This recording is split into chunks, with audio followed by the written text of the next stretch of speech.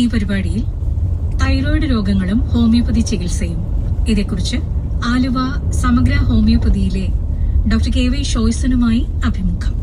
നമ്മുടെ ചികിത്സാ രംഗം എടുക്കുകയാണെങ്കിൽ ഇന്ന് ചില രോഗങ്ങൾ അല്ലെങ്കിൽ ചില രോഗാവസ്ഥകൾ ഒരുപാട് പേരിൽ കണ്ടുവരുന്നതായിട്ടുണ്ട്. അതില് ഏറ്റവും പ്രധാനപ്പെട്ട ഒരു രോഗം അല്ലെങ്കിൽ രോഗാവസ്ഥയാണ് തൈറോയിഡ് സംബന്ധിച്ചുള്ള പ്രശ്നങ്ങൾ. പണ്ടൊക്കെ ഇത് സ്ത്രീകളിലാണ് കൂടുതൽ കണ്ടുവന്നിരുന്നത്. പക്ഷേ സമീപകാലങ്ങളിൽ പുരുഷന്മാരിലും തൈറോയിഡിന്റെ പ്രശ്നങ്ങൾ കൂടി വരുന്നതായിട്ട് കാണുന്നു. ഒരു തരത്തിൽ പറയുകയാണെങ്കിൽ നമുക്ക് ഇത് നമ്മുടെ ജീവിതശൈലിയിലോ നമ്മുടെ ഭക്ഷണശീലത്തിലോ ഒക്കെ വന്ന ചില മാറ്റങ്ങളായിരിക്കാം ഇതിനൊരു കാരണം. മറ്റൊന്ന് നമുക്ക് പറയാവുന്നത്, ഇങ്ങനെയുള്ള പ്രശ്നങ്ങൾ പലതിനെ, അതായത് നമ്മുടെ എൻഡോക്രൈൻ ഫങ്ഷൻസ് പലതും, അത് മൂലമാണ് പല അസുഖങ്ങളുടെയും പ്രശ്നങ്ങൾ ഉണ്ടാകുന്നത് എന്നുള്ളതിന്റെ ഒരു മൂല കാരണമായിട്ട് ഇത് കണ്ടുപിടിക്കുന്നതുകൊണ്ടായിരിക്കാം ഇത് ഇപ്പൊ കൂടുതലായിട്ട് വരുന്നത്. അപ്പൊ ഇന്ന് നമുക്ക് ഈ പരിപാടിയിലൂടെ തൈറോയിഡ് സംബന്ധിച്ചുള്ള പ്രശ്നങ്ങളും അത് എങ്ങനെ നമുക്ക് പരിഹരിക്കാം, ഹോമിയോ ഇതിന് നൽകുന്ന പരിഹാരം എന്താണ് എന്നുള്ള കുറച്ച് വിവരങ്ങൾ ഈ പരിപാടിയിലൂടെ പങ്കുവയ്ക്കാം.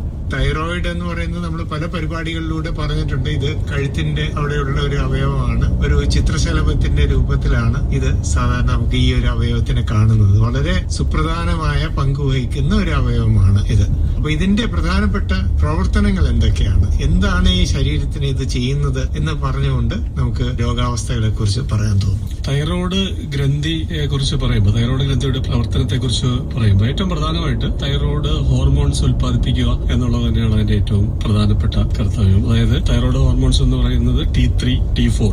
T3 എന്ന് പറയുന്നത് ട്രൈ അയഡോ തൈറോണിൻ, T4 എന്ന് പറയുന്നത് തൈറോക്സിൻ. അതുകൂടാതെ കാൽസിറ്റോണിൻ എന്ന് പറയുന്ന ഒരു ഹോർമോൺ കൂടി തൈറോയ്ഡ് ഗ്രന്ഥി ഉൽപ്പാദിപ്പിക്കുന്നുണ്ട്. അപ്പൊ ഇത് നമ്മുടെ ശരീരത്തിൽ നമുക്ക് ഭക്ഷണത്തിലൂടെ ലഭിക്കുന്ന അയഡിനെ തൈറോസിൻ എന്ന് പറയുന്ന ഒരു അമിനോ ആസിഡുമായിട്ട് ചേർന്ന് കമ്പൈൻ ചെയ്ത് അതിനെ തൈറോയ്ഡ് ഹോർമോൺസ് ആക്കി മാറ്റുന്ന ഒരു ജോലിയാണ് തൈറോയ്ഡ് ഗ്രന്ഥി നിർവഹിക്കുന്നത്. അപ്പൊ ഈ തൈറോയ്ഡ് ഹോർമോണിന്റെ പ്രൊഡക്ഷനിൽ തൈറോയ്ഡ് ഗ്ലാൻഡ് മാത്രമല്ല, നമ്മുടെ തലച്ചോറിൽ സ്ഥിതി ചെയ്യുന്ന പിറ്റ്യൂട്ടറി ഗ്ലാൻഡും അതുപോലെ തന്നെ ഹൈപ്പോതലാമസും ഇതിന്റെ പ്രവർത്തനത്തിൽ സ്വാധീനം ചെലുത്തുന്നുണ്ട്. കാരണം തൈറോയ്ഡ് ഹോർമോൺ ശരീരത്തിൽ കൂടുതലാവുമ്പോൾ പിറ്റ്യൂട്ടറി ഗ്ലാൻഡിൽ നിന്ന് വരുന്ന തൈറോയ്ഡ് സ്റ്റിമുലേറ്റിംഗ് ഹോർമോൺ കുറയുകയും അതുപോലെ തന്നെ ഇത് നേരെ തിരിച്ചും, ഇപ്പോൾ ഉൽപാദനം കുറയുകയാണെന്നുണ്ടെങ്കിൽ TSH കൂടുകയും ചെയ്യും. അപ്പൊ അങ്ങനെ ഒരു റിവേഴ്സ് ഫീഡ്ബാക്ക് മെക്കാനിസം അവിടെ നിലനിൽക്കുന്നുണ്ട്. തലച്ചോറാണ് അതിന്റെ, അതെ, തലച്ചോറാണ് ഇതിനെ കൺട്രോൾ ചെയ്യുന്നത്. അതെ, ശരിക്കും ഈ ഒരു ഗ്രന്ഥിയിൽ നിന്ന് ഉൽപ്പാദിപ്പിക്കുന്ന തൈറോയിഡ് എന്ന് പറയുന്ന ഹോർമോൺ ശരീരത്തിന് എങ്ങനെയാണ് പ്രയോജനപ്പെടുന്നത്? എന്തൊക്കെ കാര്യങ്ങളിലാണ്? രോഗപ്രതിരോധം അങ്ങനെയുള്ള പല കാര്യങ്ങളും ഉണ്ടോ?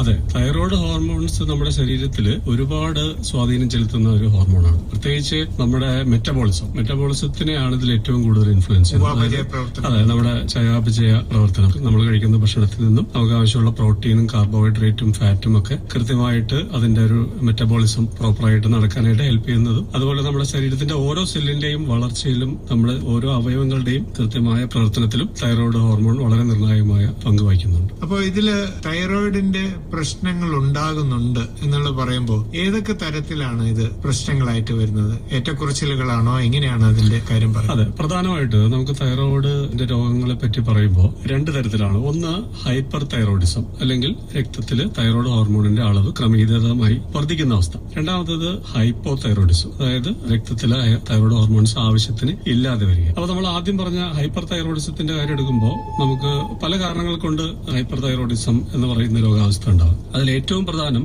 ഗ്രേവ്സ് ഡിസീസ് എന്ന് പറയുന്ന ഒരു ഓട്ടോ ഇമ്മ്യൂൺ അസുഖമാണ്. ഓട്ടോ ഇമ്മ്യൂൺ എന്ന് പറയുന്നത് മറ്റൊന്നുമല്ല, നമ്മുടെ ശരീരത്തിലെ സെല്ലുകൾ നമ്മുടെ ശരീരത്തിനെ തന്നെ ആക്രമിക്കുന്ന, അല്ലെങ്കിൽ നമ്മുടെ ശരീരത്തിലെ മറ്റ് സെല്ലുകളെ നശിപ്പിക്കുന്ന ഒരു പ്രവണത.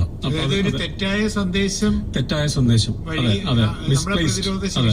അതെ, നമ്മുടെ പ്രതിരോധ ശേഷി മിസ്പ്ലേസ്ഡ് ആയി പോവുക, നമ്മളെ തന്നെ നശിപ്പിക്കുന്ന ഒരു അവസ്ഥാവിശേഷം, അതിനാണ് ഓട്ടോ. അപ്പൊ അങ്ങനെ ഓട്ടോ ഇമ്മ്യൂൺ ആയിട്ടുള്ള ഒരു രോഗമാണ് ഗ്രേവ്സ് ഡിസീസ്. അതുകൂടാതെ ഒരു ടോക്സിക് തൈറോയ്ഡ് നോഡ്യൂൾ, നമ്മുടെ തൈറോയ്ഡ് ഗ്രന്ഥിയിൽ ഒരു ടോക്സിക് നോഡ്യൂൾ വളർന്നു വരുന്ന ഒരവസ്ഥ. അപ്പൊ അതും ഈ ഹൈപ്പർ തൈറോയിഡിസത്തിന് കാരണമാകാം. മറ്റു കാരണങ്ങൾ പറഞ്ഞാൽ ഇപ്പൊ ഡ്രഗ് ഇൻഡ്യൂസ്, നമുക്ക് കഴിക്കുന്ന പല മരുന്നുകളും ഈ ഒരു അവസ്ഥയിലേക്ക് കൊണ്ടുവന്നെത്തിക്കാം. അതുപോലെ പിറ്റ്യൂട്ടറി ഗ്ലാൻഡിൽ ഉണ്ടാവുന്ന ചില ട്യൂമറുകൾ, മുഴകൾ, അങ്ങനത്തെ മുഴകളും നമുക്ക് ഹൈപ്പർ തൈറോയിഡിസം എന്നൊരു അവസ്ഥയിലേക്ക് കൊണ്ടുവരാം. ഇനി ഹൈപ്പോ തൈറോയിഡിസം, അതായത് ഹോർമോൺസ് കുറയുന്ന അവസ്ഥ എടുത്താൽ അതിന് കാരണമാകുന്നതിൽ ഏറ്റവും പ്രധാന ഹഷിമോട്ടോസ് തൈറോയിഡൈറ്റിസ് എന്ന് പറയുന്ന ഒരു രോഗം. അതും നേരത്തെ പറഞ്ഞ പോലെ തന്നെ ഒരു ഓട്ടോ ഇമ്മ്യൂൺ ഡിസോർഡർ ആണ്. അപ്പൊ ഹൈപ്പോതൈറോയിഡിസത്തിന്റെ ഏറ്റവും പ്രധാന കാരണം ഹഷിമോട്ടോസ് തൈറോയിഡൈറ്റിസ് ആണ്. പിന്നെ ക്രെറ്റിനിസം, കുട്ടികളിൽ കണ്ടുവരുന്ന തൈറോയ്ഡ്, ജന്മനാ തന്നെ തൈറോയ്ഡ് ഹോർമോൺ കുറവാകുന്ന ഒരു അവസ്ഥ, അത് ക്രെറ്റിനിസം. അതുപോലെ മിക്സഡിമ, ഹൈപ്പോതൈറോയിഡിസം വളരെ അൺകൺട്രോൾഡ് ആയിട്ട് പോകുന്ന, അത് മുതിർന്നവരിലാണ് കണ്ടുവരുന്നത്. അപ്പൊ ആ ഒരു അവസ്ഥ അതൊരു സീരിയസ് ആയിട്ടുള്ള കോംപ്ലിക്കേഷൻ ആണ്. അപ്പൊ മിക്സഡിമ വരാം. അതേപോലെ തന്നെ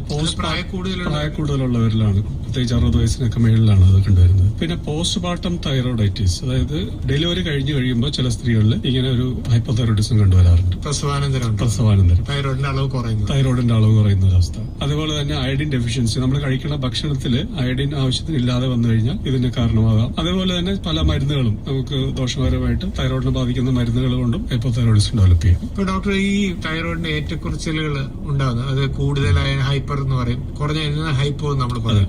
ഈ അവസ്ഥകൾ ഉണ്ടാകുമ്പോൾ നമ്മുടെ ശാരീരികമായിട്ട് ഒരുപാട് ലക്ഷണങ്ങൾ ഇതിനുണ്ടാകാറുണ്ട്. ആ ലക്ഷണങ്ങളെ കുറിച്ചൊന്നും പറയാം. പ്രധാനമായിട്ട് നമ്മൾ ഹൈപ്പർ തൈറോയിഡിസത്തിൽ ഞാൻ നേരത്തെ പറഞ്ഞ പോലെ ഗ്രേവ്സ് ഡിസീസ് ആണ് ഇതിന് പ്രധാനമായിട്ട് വരുന്ന കാരണം. അപ്പൊ അങ്ങനെ വരുന്ന അവസ്ഥാവിശേഷത്തില് പ്രധാനമായിട്ട് നമുക്ക് വരുന്ന ലക്ഷണങ്ങൾ, ഒന്ന് ശരീരത്തിന് ചൂട് കൂടുതൽ അനുഭവപ്പെടുക, അതേപോലെ അമിതമായിട്ട് വിയർക്കുക, അതുകൊണ്ട് തന്നെ ത്വക്കിന് എപ്പോഴും നനവ് അനുഭവപ്പെടുക, അതുപോലെ അമിതമായിട്ടുള്ള മുടി കൊഴിച്ചില്, ശരീരത്തിൽ അവിടെ ഇവിടെയൊക്കെ ആയിട്ട് വെള്ളപ്പാടുകൾ പ്രത്യക്ഷപ്പെടുക, അതുപോലെ കണ്ണ് പുറത്തേക്ക് തുറിച്ചു വരിക, എക്സോഫ്താൽമോസ് എന്ന് പറയുന്ന ഒരു കണ്ടീഷൻ, അത് സിവിയർ കണ്ടീഷനിലാണ് അങ്ങനെ വരുന്നത്. അതേപോലെ നെഞ്ചിടിപ്പ് കൂടുതലായിട്ട് വരിക, ശരീരഭാരം കുറയുക, കൂടുതൽ വിശപ്പ് ഉണ്ടാവും പക്ഷെ എന്നാലും ശരീരത്തിന്റെ വെയിറ്റ് കുറഞ്ഞുകൊണ്ടിരിക്കുക, അതുപോലെ മലശോധന അധികമായിട്ട് വരിക. അതുകൂടാതെ മാനസികമായിട്ട് ഒരുപാട് ലക്ഷണങ്ങൾ കൂടി ഈ അസുഖത്തിനുണ്ടാവും. പ്രത്യേകിച്ച് മാനസിക പിരിമുറുക്കം, അമിത ദേഷ്യം, വിറയല്, ഉറക്കക്കുറവ്, അമിതമായിട്ടുള്ള ക്ഷീണം. അതുപോലെ സ്ത്രീകളിൽ പറയുകയാണെന്നുണ്ടെങ്കിൽ ആർത്തവം വരാതിരിക്കുക, അല്ലെങ്കിൽ ആർത്തവത്തിലുള്ള ബ്ലഡ് ഫ്ലോ തീരെ കുറഞ്ഞു പോവുക. അതുപോലെ പുരുഷന്മാരിൽ ലൈംഗിക ശേഷി കുറവ് അനുഭവപ്പെടാം. അപ്പൊ ഇതൊക്കെയാണ് ഇതിന്റെ പ്രധാനപ്പെട്ട ലക്ഷണങ്ങൾ. ഹൈപ്പർ തൈറോയിഡിസം, തൈറോയിഡ് കൂടിയാലുള്ള പ്രശ്നങ്ങൾ. പിന്നെ ഹൈപ്പോതൈറോയിഡിസം അതെ, ഹൈപ്പോതൈറോയിഡിസം എന്ന് പറയുമ്പോൾ ഇതിനെല്ലാം നേരെ തിരിച്ചുള്ള ലക്ഷണങ്ങളാണ് കാണപ്പെടുക. പ്രധാനമായിട്ടും ചർമ്മം വരണ്ടിരിക്കുക, അതേപോലെ നഖം എളുപ്പത്തിൽ പൊട്ടിപ്പോവുക, വളരെ ബ്രിട്ടിൽ നെയിൽസ് ആയിട്ട് വരിക, അതുപോലെ മുടി കൊഴിയുക, പ്രത്യേകിച്ച് പുരികം കൂടുതൽ കൊഴിഞ്ഞു പോവുക, ശരീരഭാരം കൂടുക, മലബന്ധം ഉണ്ടാവുക, അതുപോലെ ഹാർട്ട് ബീറ്റ് സ്ലോ ആയിട്ട് വരിക, വളരെ ക്ഷീണം അനുഭവപ്പെടുക, ആർത്തവം അധികമായിട്ട് വരിക, ബ്ലഡ് ഫ്ലോ കൂടുതലായിരിക്കും ഈ അവസ്ഥയിൽ. അതുപോലെ വന്ധ്യത ഒരു കോംപ്ലിക്കേഷനാണ്. അതുപോലെ സന്ധിവേദനകൾ ഉണ്ടാവാം. അതുപോലെ തന്നെ മാനസികമായിട്ടുള്ള വ്യത്യാസങ്ങൾ നോക്കിയാൽ ഡിപ്രഷൻ ഹൈപ്പോതൈറോയിഡിസത്തിന്റെ ഒരു വിഷാദ രോഗം ഡെവലപ്പ് ചെയ്യാം, മറവി ഡെവലപ്പ് ചെയ്യാം. ഇതൊക്കെയാണ് ഹൈപ്പോതൈറോയിഡിസം വന്നാലുള്ള ലക്ഷണം. സാധാരണ ഒരു വ്യക്തിയിൽ ഇപ്പൊ തൈറോയിഡിന്റെ പോരായ്മ ഉണ്ടെന്ന് നമുക്ക് മനസ്സിലാക്കാൻ പെട്ടെന്ന് നമ്മൾ എങ്ങനെയാണ് ഇത് തിരിച്ചറിയുന്നത്? എന്തെങ്കിലും ഈ പറഞ്ഞ ലക്ഷണങ്ങൾ പെട്ടെന്ന് തന്നെ ഉണ്ടാവുമോ, അതോ നമ്മൾ കുറച്ചു കാലം ഇതിനു വേണ്ടിയിട്ട് കാത്തിരുന്ന്, അതോ വേറെ എന്തെങ്കിലും പരിശോധനകൾ ചെയ്താണോ മനസ്സിലാക്കുന്നത്? ഏറ്റവും പ്രധാനമായിട്ട് നേരത്തെ സൂചിപ്പിച്ച ലക്ഷണങ്ങൾ കാണപ്പെടുമ്പോൾ അമിത ക്ഷീണം അനുഭവപ്പെടുക, അല്ലെങ്കിൽ കൂടുതൽ വണ്ണം വെക്കുക, തീരെ വണ്ണം കുറഞ്ഞു പോവുക, അതിനോടൊപ്പം മാനസികമായിട്ടുള്ള പിരിമുറുക്കങ്ങളും ഒക്കെ അനുഭവപ്പെടുമ്പോഴാണ് സാധാരണ രോഗികൾ ഡോക്ടറെ സമീപിക്കുക. സ്വഭാവത്തിൽ വ്യത്യാസങ്ങൾ വരിക. അപ്പൊ അങ്ങനെ വന്നു കഴിയുമ്പോൾ പിന്നീട് നമ്മൾ ഏറ്റവും ആദ്യം ചെയ്യുന്നത്, അങ്ങനെ ഒരു തൈറോയിഡ് ഡിസോർഡർ ഉണ്ട് എന്ന് സംശയം തോന്നിക്കഴിഞ്ഞാൽ ഏറ്റവും ആദ്യം ഒരു ബ്ലഡ് ടെസ്റ്റ് ചെയ്യിക്കും. അപ്പൊ അതില് T3 levels, T4 levels, TSH levels, ഇതാണ് ഏറ്റവും ആദ്യമായിട്ട് നോക്കുക. അതിനുശേഷം TH റിസപ്റ്റർ ആന്റിബോഡീസ് നോക്കാം, ആന്റി മൈക്രോസോമൽ ആന്റിബോഡി ചെക്ക് ചെയ്യാം, അതുപോലെ തൈറോയിഡ് സ്കാൻ ചെയ്ത് അവിടെ ഗ്രോത്ത് ഉണ്ടോ എന്നറിയാം, അതുപോലെ ഒരു ബയോപ്സി ചെയ്യാം. ചില കേസുകളിൽ നമുക്ക് അപൂർവമായിട്ട് തൈറോയിഡ് ക്യാൻസേഴ്സ് കണ്ടുവരാറുണ്ട്. അപ്പൊ അങ്ങനെ സംശയിക്കുന്ന കേസുകളിൽ നമുക്ക് ഒരു ബയോപ്സി കൊണ്ടത് ദൂരീകരിക്കാവുന്നതാണ്. കുട്ടികളിൽ തൈറോയിഡ് കുറവാണ് എന്നുള്ളതിന് എങ്ങനെ, കൗമാരത്തിലെ ഇപ്പൊ പെൺകുട്ടികൾക്കോ അല്ലെങ്കിൽ ആൺകുട്ടികൾക്കോ കുറവാണെന്ന് അങ്ങനെ എന്തെങ്കിലും പ്രത്യേകിച്ച് നമുക്ക് എടുത്തു പറയാൻ ലക്ഷണങ്ങൾ ഉണ്ടോ അവരിൽ? ഇതേപോലെ തന്നെ ആയിരിക്കും ലക്ഷണങ്ങൾ? അതെ, ഇതേപോലെ തന്നെയാണ് ലക്ഷണങ്ങൾ. പ്രത്യേകിച്ച് ഇപ്പൊ കുട്ടികളില്, ഇപ്പൊ പെൺകുട്ടികളാണെങ്കിൽ ഒരു 12 വയസ്സിന് ശേഷമുള്ള കുട്ടികളാണെന്നുണ്ടെങ്കിൽ ഇപ്പൊ അവർക്ക് ആർത്തവ സംബന്ധമായിട്ടുള്ള വ്യത്യാസങ്ങൾ, ഇപ്പൊ ഒന്നെങ്കിൽ അത് വരാതിരിക്കുക, അതല്ലെങ്കിൽ ആർത്തവം കൂടുതലായിട്ട് അനുഭവപ്പെടുക. അപ്പൊ അങ്ങനെയുള്ള കാര്യങ്ങളാണെങ്കിൽ നമുക്കത് പെട്ടെന്ന് തന്നെ ഒരു തൈറോയിഡ് സംശയിക്കാം. അതുപോലെ തന്നെ വിശപ്പ് കൂടുതലായിട്ട് വരിക, തീരെ വിശപ്പില്ലാതെ ശരീരം അമിതമായിട്ട് മെലിഞ്ഞു വരിക, വിളർച്ച വരിക, ഭയങ്കരമായിട്ട് ഒരു നെഞ്ചിടിപ്പ് കൂടുതലായിട്ട് വരിക, പഠിക്കാൻ താല്പര്യമില്ലാതെ വരിക, ദേഷ്യം കൂടുക, വല്ലാത്ത പിരിമുറുക്കങ്ങൾ വരിക. അപ്പൊ ഇങ്ങനെയുള്ള സംശയങ്ങൾ നമുക്ക് മറ്റുള്ള രോഗങ്ങളും എല്ലാം നമുക്ക് റൂൾ ഔട്ട് ചെയ്ത് കഴിയുമ്പോൾ സ്വാഭാവികമായിട്ടും അവിടെ തൈറോയിഡ് ടെസ്റ്റ് ചെയ്യാൻ പറയാറുണ്ട്. നല്ല പ്രായമുള്ള വ്യക്തികളുണ്ട്, അവരിലും തൈറോയിഡിന്റെ പ്രശ്നങ്ങൾ കാണാമെന്ന് ഡോക്ടർ പറഞ്ഞു. അവരില് എങ്ങനെയാണ്, ഏത് കാരണം കൊണ്ടാണ് ഇത് ഉണ്ടാകുന്നത്, അല്ലെങ്കിൽ എങ്ങനെ ആ ലക്ഷണങ്ങൾ എന്തായിരിക്കും? മുതിർന്നവരിൽ ഏറ്റവും കൂടുതലും രോഗികൾ വരുന്നത് സാധാരണ അവർക്ക് ഇപ്പൊ അമിതമായിട്ട് വണ്ണം, ഹൈപ്പോതൈറോയിഡിസം തൈറോയിഡിസം ആണെങ്കിൽ ഇപ്പൊ വണ്ണം കൂടുന്നു, ഒരു 10-60 വയസ്സിന് ശേഷം. അതെ, അതിനു മുമ്പും കണ്ടുവരാറുണ്ട്. വണ്ണം കൂടുക, അപ്പൊ അമിതമായിട്ട് നെഞ്ചിടിപ്പ് അനുഭവപ്പെടുക, അതുപോലെ ഉറക്കം കൂടുതൽ, ഭയങ്കര ക്ഷീണം. ഹൈപ്പോ തൈറോയിഡിസം ആണ് കൂടുതലും കണ്ടുവരുന്നത്. ഹൈപ്പർ തൈറോയിഡിസം വളരെ കുറവാണ്. തൈറോയിഡിന്റെ അളവ് കുറയുന്ന. അതെ, ഹൈപ്പോ തൈറോയിഡിസം ആണ് കൂടുതലും രോഗികൾ, കൂടുതൽ ഇൻസിഡൻസ് അതിനാണ്. ഹൈപ്പർ തൈറോയിഡിസം ആണെന്നുണ്ടെങ്കിൽ വളരെ മെലിഞ്ഞു വരിക, അവിടെയും നെഞ്ചെടുപ്പ് കൂടുതലായിട്ട് വരിക, ഭക്ഷണം കൂടുതൽ, വിശപ്പ് കൂടുതലുണ്ടായിരിക്കും, പക്ഷെ നമുക്ക് അതനുസരിച്ചിട്ട് ശരീരം വണ്ണം വെക്കുന്നില്ല എന്ന് മാത്രമല്ല കൂടുതൽ മെലിച്ചിലേക്ക് പോകുന്ന ഒരു അവസ്ഥ. ഇവിടെ BMR കൂടുതൽ, ബേസൽ മെറ്റബോളിക് റേറ്റ് കൂടും, അതുകൊണ്ടാണ് ഇത്രയും മെലിച്ചിൽ അനുഭവപ്പെടുന്നത്. ക്ഷീണം കൂടുതൽ തോന്നാം. ക്ഷീണം കൂടുതൽ. നമ്മുടെ ശരീരത്തിൽ ഇപ്പൊ ഓട്ടോ ഇമ്മ്യൂൺ തന്നെ ഡോക്ടർ പറഞ്ഞു, ശരീരം തന്നെ ശരീരത്തിന്റെ എതിരെ പ്രവർത്തിക്കുന്ന ഒരു അവസ്ഥ. അപ്പൊ ഇങ്ങനെ ഒരു അവസ്ഥ വരുമ്പോ സാധാരണ ഈ തൈറോയിഡ് അങ്ങനെയുള്ള പ്രശ്നങ്ങളാകുമ്പോൾ വേറെ പ്രത്യേകിച്ച് എന്തെങ്കിലും ലക്ഷണങ്ങൾ ഉണ്ടാകാൻ സാധ്യതയുണ്ടോ? ഇല്ല, നമുക്ക് രോഗലക്ഷണങ്ങൾ ബ്ലഡിലെ തൈറോയിഡ് കുറയുകയാണോ കൂടുകയാണോ എന്നുള്ളതിനെ ആശ്രയിച്ചാണ് രോഗലക്ഷണങ്ങൾ കാണിക്കുക. നമുക്കിതിനെ തിരിച്ചറിയേണ്ടത് നമ്മൾ ബ്ലഡ് ടെസ്റ്റ് ചെയ്യുമ്പോൾ അപ്പൊ അതില് ആന്റി ന്യൂക്ലിയർ ഫാക്ടർ പോസിറ്റീവ് ആണെന്നുണ്ടെങ്കിൽ അതൊരു ഓട്ടോ ഇമ്മ്യൂൺ ഡിസീസ് ആണെന്നുള്ളതിന്റെ ഇൻഡിക്കേഷനാണ്. അങ്ങനെയാണ് അത് തിരിച്ചറിയുന്നത്. പിന്നെ തൈറോയിഡും കൂടെ പരിശോധിക്കുമ്പോൾ നമുക്ക് മനസ്സിലാവും അല്ലെ. ഇനി ഹോമിയോയുടെ സമീപനം എങ്ങനെയാണ്? ഇപ്പൊ സാധാരണ പണ്ടൊക്കെ അലോപ്പതി ചികിത്സയിൽ അല്ലെങ്കിൽ മറ്റൊക്കെ പറഞ്ഞ തൈറോയിഡിന്റെ പ്രശ്നം കാരണം തൈറോയിഡ് ഗ്രന്ഥി എടുത്ത് കളയുന്ന ഒരു സമ്പ്രദായം ഉണ്ടായിരുന്നു. പക്ഷെ ഇപ്പോൾ അങ്ങനെയുള്ള ഒരു ചികിത്സ വളരെ കുറവായിട്ടാണ് കാണുന്നത്. ഹോമിയോ എങ്ങനെയാണ് ഇതിനെ സമീപിക്കുന്നത്? ഹോമിയോപ്പതിയില് അത് രണ്ട് ആസ്പെക്ട് ആണ്. അതായത് ഹൈപ്പർ തൈറോയിഡിസം ആയാലും ഹൈപ്പോ തൈറോയിഡിസം ആയാലും നമുക്ക് മരുന്ന് കൊണ്ട് തന്നെ ഈ രോഗങ്ങൾ പൂർണ്ണമായിട്ടും ചികിത്സിച്ച് ഭേദമാക്കാവുന്ന അസുഖങ്ങളാണ് തൈറോയിഡ് ഡിസോർഡേഴ്സ്. നമുക്ക് സാധാരണ നമ്മുടെ ഇപ്പോഴത്തെ ഒരു കൺവെൻഷണൽ ട്രീറ്റ്മെന്റ് അല്ലെങ്കിൽ മോഡേൺ മെഡിസിനിൽ ഹോർമോൺ സപ്ലിമെന്റ് ആണ് ഒരു ചികിത്സയായിട്ട് ഇപ്പോൾ സ്വീകരിച്ചു വരുന്നത്. അതായത് തൈറോയിഡ് ഹോർമോൺ ബ്ലഡിൽ കുറവാണെങ്കിലും കൂടുതലാണെങ്കിലും അതിനെ ക്രമീകരിക്കാനായിട്ടുള്ള ഹോർമോൺസ് നൽകുക. അത് പലപ്പോഴും അതൊരു ലൈഫ് ലോങ് ട്രീറ്റ്മെന്റ് ആയിട്ട് പോകാറുണ്ട്. പക്ഷെ ഹോമിയോപ്പതിയിൽ അങ്ങനെയല്ല. ഹോമിയോപ്പതിയിൽ നമുക്കിത് മരുന്ന് കൊണ്ട് തന്നെ, അതായത് ഓരോ രോഗിയുടെയും ലക്ഷണങ്ങൾക്കനുസരിച്ചിട്ടുള്ള അവരുടെ ശരീര പ്രകൃതം അനുസരിച്ചിട്ടുള്ള, അതായത് ബോഡി കോൺസ്റ്റിറ്റ്യൂഷനെ ആസ്പദമാക്കിയുള്ള ഒരു മരുന്നുകൊണ്ട് പൂർണ്ണമായിട്ടും നമുക്ക് ഭേദപ്പെടുത്താവുന്ന ഒരു രോഗമാണ് തൈറോയിഡ് രോഗങ്ങൾ. അപ്പൊ അതില് ഇപ്പൊ നമുക്ക് ഭക്ഷണ നിയന്ത്രണമോ അങ്ങനെ എന്തെങ്കിലും ചിട്ടകളോ അങ്ങനെയൊക്കെ ഉണ്ടാകാറുണ്ടോ? കാര്യമായ ഭക്ഷണ നിയന്ത്രണം ഹോമിയോപ്പതിയിൽ അഡ്വൈസ് ചെയ്യാറില്ല. കൂടുതലും ഒരു കോളിഫ്ലവർ, ബ്രൊക്കോളി, ക്യാബേജ് അങ്ങനെയുള്ള ഭക്ഷണങ്ങൾ ഒരു അമിതമാവാതെ നോക്കണം എന്നുള്ളതല്ലാതെ മറ്റു നിയന്ത്രണങ്ങൾ ഭക്ഷണത്തിൽ പറയാറില്ല. പ്രധാനമായിട്ടും നമ്മൾ അവരുടെ ഒരു കോൺസ്റ്റിറ്റ്യൂഷൻ സ്റ്റഡി ചെയ്ത്, കോൺസ്റ്റിറ്റ്യൂഷൻ എന്ന് പറയുമ്പോൾ ഹോമിയോപ്പതിയുടെ ഒരു കാഴ്ചപ്പാടിൽ ഈ തൈറോയ്ഡ് രോഗങ്ങൾ വരുന്നത് പ്രധാനമായിട്ടും നമ്മുടെ ഒരു മാനസിക സമ്മർദ്ദത്തിൽ നിന്നാണ്. മാനസിക സമ്മർദ്ദം എന്ന് പറയുമ്പോൾ അത് ഓരോരുത്തർക്കും ഓരോ ലെവലിലാണ്. അതായത് ഇപ്പൊ ഒരാൾക്ക് സമ്മർദ്ദം ഉണ്ടാക്കുന്ന ഒരു കാര്യം മറ്റൊരാൾക്ക് സമ്മർദ്ദം ഉണ്ടാക്കണം എന്നില്ല. ഇപ്പൊ ഒരാൾക്ക് ഒരുപക്ഷെ ആവശ്യത്തിന് സ്നേഹം കിട്ടിയില്ലെങ്കിൽ അതൊരു സ്ട്രെസ്സാണ്. വേറൊരാൾക്ക് ആവശ്യത്തിന് അംഗീകാരം കിട്ടിയില്ലെങ്കിൽ അതൊരു സ്ട്രെസ്സായിട്ട് വരും. വേറൊരാൾക്ക് ആവശ്യത്തിന് സാമ്പത്തിക ഭദ്രത ഇല്ലെങ്കിൽ അതൊരു സ്ട്രെസ്സായിട്ട് വരും. അത് ഓരോരുത്തരും ഇതിന് കൊടുക്കുന്ന ഇമ്പോർട്ടൻസ് അനുസരിച്ചിട്ടാണ് സ്ട്രെസ്. ഇപ്പൊ ഒരേ ജോലി ചെയ്യുന്ന എല്ലാവർക്കും ഒരേ സ്ട്രെസ് ആവണമെന്നില്ല. അവർ ഓരോരുത്തരും അതിനെ എങ്ങനെയാണ് അപ്രോച്ച് ചെയ്യുന്നത്, അതിനെ കൺസീവ് ചെയ്യുന്നത് എങ്ങനെയാണ് എന്നുള്ളതിന്റെ അവരുടെ ഒരു ഔട്ട്ലുക്കാണ് ഇവരുടെ സ്ട്രെസ്സിനെ ഡിസൈഡ് ചെയ്യുന്ന ഫാക്ടർ. അപ്പൊ അത് പരിഗണിച്ചിട്ട് ഓരോരുത്തരുടെയും ആവശ്യം എന്താണ് അവർക്ക് നടക്കാതെ പോകുന്നത്, അവരെ കൂടുതൽ സമ്മർദ്ദത്തിലാക്കുന്ന കാര്യം എന്താണ് എന്ന് വളരെ ഡീറ്റെയിൽ ആയിട്ടുള്ള ഒരു കേസ് സ്റ്റഡിയിലൂടെ മനസ്സിലാക്കി അതോടൊപ്പം ഈ രോഗലക്ഷണങ്ങളും ഈ രോഗിക്ക് ഉണ്ടാവുന്ന മറ്റുള്ള ഭക്ഷണത്തിലായാലും മറ്റു രോഗങ്ങളായാലും അവരുടെ കാലാവസ്ഥയോടുള്ള പ്രതികരണം, അതുപോലെ സ്വഭാവത്തില് ഇപ്പൊ ദേഷ്യമുള്ള പ്രകൃതമാണോ അല്ലെങ്കിൽ പെട്ടെന്ന് കരയുന്ന പ്രകൃതമാണോ, വളരെ അടുക്കും ചിട്ടയുള്ള പ്രകൃതമാണോ, ഇതൊക്കെ നോക്കി അതിനെയൊക്കെ ആശ്രയിച്ചിട്ടാണ് ഹോമിയോപ്പതിയിലെ ഒരു കോൺസ്റ്റിറ്റ്യൂഷണൽ മെഡിസിൻ നിശ്ചയിക്കുന്നത്. കോൺസ്റ്റിറ്റ്യൂഷണൽ മെഡിസിൻ എന്ന് പറയുമ്പോൾ അത് ജനിതകപരമാണ്. കാരണം നമുക്ക് ഓരോരുത്തർക്കും ഒരു യുണീക്ക് ആയിട്ടുള്ള ഒരു ജനറ്റിക് കോഡ് ഉണ്ട്. അപ്പൊ ആ ജനറ്റിക് കോഡ് അനുസരിച്ചിട്ട് നമ്മളുടെ ശരീരഘടനയും നമ്മുടെ മാനസിക ഘടനയും അതിനെ ആസ്പദമാക്കിയാണ് ഇരിക്കുന്നത്. അപ്പൊ അതിനെ ബേസ് ചെയ്തിട്ടുള്ള ഒരു മരുന്ന് സെലക്ട് ചെയ്താൽ അത് പൂർണ്ണമായിട്ടും തൈറോയ്ഡ് മാത്രമല്ല മറ്റു രോഗങ്ങൾക്കും ഹോമിയോപ്പതിയുടെ ഒരു രീതി ഇതാണ്. നമുക്ക് പൂർണ്ണമായിട്ടും ഇങ്ങനെയുള്ള രോഗങ്ങൾ ചികിത്സിച്ച് മാറ്റാൻ സാധിക്കുന്നത് ഈ ജനിതക അടിസ്ഥാനത്തിൽ ഉള്ള ഒരു ചികിത്സ ഉണ്ടാകും. ഡോക്ടർ, പലപ്പോഴും തൈറോയിഡിന്റെ പല ഏറ്റക്കുറച്ചിലുകളും മറ്റു ചില രോഗങ്ങൾക്കുള്ള ചികിത്സകൾ കൃത്യമായി ഫലിക്കുന്നതിന് സഹായിക്കാറുണ്ട്.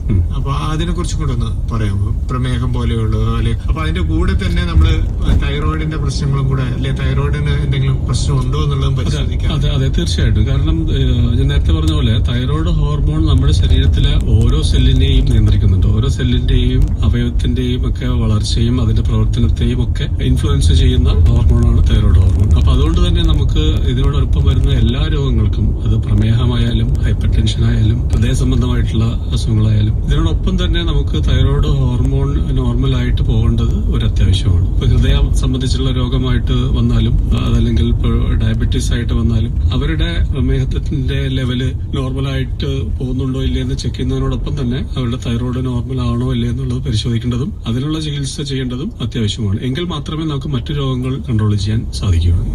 പുരുഷന്മാരിൽ ഇപ്പൊ തൈറോയിഡിന്റെ ഏറ്റക്കുറച്ചിലുകൾ വളരെ കൂടുതലായിട്ട് കാണുന്നുണ്ട്. അപ്പൊ പുരുഷന്മാരിൽ ഇങ്ങനെ കൂടുന്നതിന് എന്തെങ്കിലും പ്രത്യേകിച്ച് കാരണം എന്തെങ്കിലും ഉണ്ടോ? അത് പൊതുവെ പറഞ്ഞാൽ ഇതിന്റെ ഒരു സ്റ്റാറ്റിസ്റ്റിക്സ് നോക്കിയാൽ ഒരു 1/6 പുരുഷന്മാർക്ക് മാത്രമാണ് പണ്ടൊക്കെ തൈറോയ്ഡ് ഡിസോർഡേഴ്സ് കണ്ടുവരുന്നത്. പക്ഷെ ഇപ്പോ കഴിഞ്ഞ കുറച്ച് നാളുകളായിട്ട് അത് കൂടുന്നതായിട്ട് കണ്ടുവരുന്നുണ്ട്. അപ്പൊ അതില് ഞാൻ നേരത്തെ പറഞ്ഞൊരു മാനസിക സമ്മർദ്ദം, ഇപ്പൊ നമ്മുടെ ലൈഫ് സ്റ്റൈലും നമ്മളുടെ ഈ ജീവിത രീതിയും മറ്റു കാര്യങ്ങളിലൊക്കെ ഒരുപാട് വ്യത്യാസം വന്നിരിക്കുന്നത് കൊണ്ടുള്ള കാരണമായിരിക്കണം എന്നുള്ളതാണ് എനിക്ക് പറയാനുള്ളത്. അതുകൊണ്ടായിരിക്കും പുരുഷന്മാരിൽ ഇപ്പൊ പഴയതിലും ഇപ്പൊ കൂടി വരുന്നത്. അപ്പൊ ഈ ചുരുങ്ങിയ സമയത്തിനുള്ളിൽ നമ്മള് ഏകദേശം തൈറോയ്ഡ്, അതായത് തൈറോയിഡിന്റെ ഏറ്റക്കുറച്ചിലുകൾ എന്താണെന്നും അതുകൊണ്ടുണ്ടാകുന്ന ലക്ഷണങ്ങളും ഹോമിയോപ്പതി അതിനെ എങ്ങനെ സമീപിക്കുന്നു എന്നുള്ള കാര്യങ്ങളാണ് ഡോക്ടർ പങ്കുവച്ചത്. തൈറോയിഡിനെ കുറിച്ച്, തൈറോയ്ഡ് രോഗാവസ്ഥകളെ കുറിച്ച് ഇത്രയും വിവരങ്ങൾ പങ്കുവച്ചതിന് വളരെ നന്ദി. Thank you. തൈറോയ്ഡ് രോഗങ്ങളും ഹോമിയോപ്പതി ചികിത്സയും, ഇതേക്കുറിച്ച് ആലുവ സമഗ്ര ഹോമിയോപ്പതിയിലെ ഡോക്ടർ KV ഷോയ്സനുമായി ഇതുവരെ സംസാരിച്ചത് TP രാജേഷ്.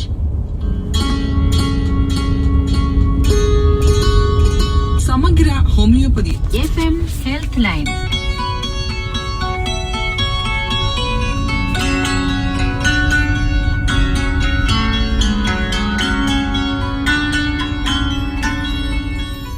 ഈ പരിപാടിയുടെ പ്രായോജകർ ദി സമഗ്ര ഹോമിയോപ്പതി ഹോസ്പിറ്റൽ, മുനിസിപ്പൽ പാർക്കിന് സമീപം, bank junction, Aluva. Phone 9544066622. Homeopathy രോഗത്തെയല്ല രോഗിയെയാണ് ചികിത്സിക്കുന്നത്. സമയമില്ലാതെ പായുന്ന ജീവിതശൈലി രോഗമുള്ളവർ താൽക്കാലിക രോഗശാന്തി മാത്രം നൽകുന്ന ചികിത്സാ രീതികളെ അവലംബിക്കുമ്പോൾ രോഗങ്ങൾ കൂടുതൽ സങ്കീർണമാകുന്നു. ദോഷരഹിതവും ലളിതവുമായ മരുന്നുകളിലൂടെ പ്രാണശക്തിയെ കൂടുതൽ ശക്തിപ്പെടുത്തി ശാരീരിക പ്രതിരോധത്തിലൂടെ രോഗങ്ങൾ മാറ്റി പരിപൂർണ സൗഖ്യത്തിലേക്ക് നയിക്കുന്ന സമഗ്രമായ ചികിത്സയാണ് ഹോമിയോപ്പതി. സമഗ്ര ഹോമിയോപ്പതി ആശുപത്രി ഈ ചികിത്സയുടെ സമഗ്രത ഉറപ്പു നൽകുന്നു. ദി സമഗ്ര ഹോമിയോപ്പതി ഹോസ്പിറ്റൽ, മുനിസിപ്പൽ പാർക്കിന് സമീപം, ബാങ്ക് ജംഗ്ഷൻ, ആലുവ. ഫോൺ 9544066622. 9544406622.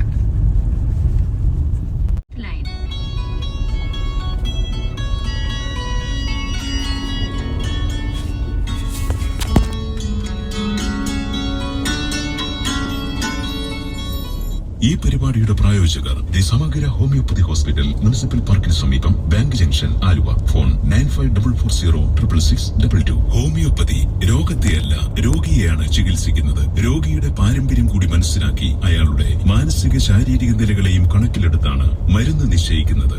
ദോഷരഹിതവും ലളിതവുമായ മരുന്നുകളിലൂടെ പ്രാണശക്തിയെ കൂടുതൽ ശക്തിപ്പെടുത്തി ശാരീരിക പ്രതിരോധത്തിലൂടെ രോഗങ്ങൾ മാറ്റി പരിപൂർണ സൗഖ്യത്തിലേക്ക് നയിക്കുന്ന സമഗ്രമായ ചികിത്സയാണ് ഹോമിയോപ്പതി. സമഗ്ര ഹോമിയോപ്പതി ആശുപത്രി ഈ ചികിത്സയുടെ സമഗ്രത ഉറപ്പു നൽകുന്നു. ദി സമഗ്ര ഹോമിയോപ്പതി ഹോസ്പിറ്റൽ, മുനിസിപ്പൽ പാർക്കിന് സമീപം, ബാങ്ക് ജംഗ്ഷൻ, ആലുവ. ഫോൺ 9544066622. 9544406662. ഇന്ന്